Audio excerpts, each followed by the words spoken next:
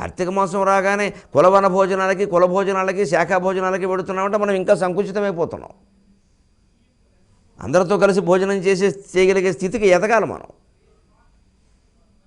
ఏ కులం వాళ్ళు ఆ కులం, అందులో మళ్ళీ శాఖలో పెట్టుకుని భోజనం చేయడము మేమేదో కార్తీక మాసం సందర్భంగానండి ఏటా చేస్తామండి, 50 ఏళ్ళుగా చేస్తాం, ఏం అవసరం లేదు, మానేయడం మంచిది. ఎందుకు ఈ కుల భోజనాలు? వాళ్ళ కులం వాళ్ళకి భోజనం పెడతారా? ఇంకో కులం వాళ్ళు పనికిరారా? ఇంకెందుకండి ఇంక సమైక్యం ఎక్కడ? 2 మెతుకులు కలిసి తినడానికి నీ కులం నా కులం అవడం మీద దిక్కుమాలిన కులాలు 2 పట్టుకెళ్ళి గంగలో కలిపేద్దాం మిత్రమా. భక్తి టీవీ సాక్షిగా, మహాభారతం సాక్షిగా, వ్యాసుని సాక్షిగా.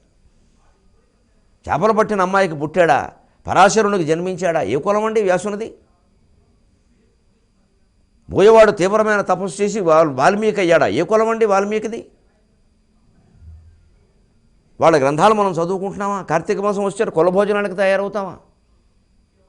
కులభోజనానికి వెళ్ళిన ఏ ఒక్క మనిషికి భారతం ఎన్ని భాగాలు విన్నా ఈ ఫలితం దక్కదు. ఖచ్చితంగా విశాల భావం పెంచుకుని తీరాల్సింది, లేకపోతే అనవసరం ఈ ప్రవచనం అంతా. ఈ కులభోజనాలు వద్దు మరొకరు. ఇంట్లో ఏమైనా పెళ్లి జరిగితే బంధువులను మిత్రులను పిలుస్తారు. ఆ పెళ్ళికి కూడా మన కుల వాళ్ళనే పిలవే, అందరూ వస్తున్నారే. ఆ విశాల భావం పెంచుకోవడమే మహాభారతం.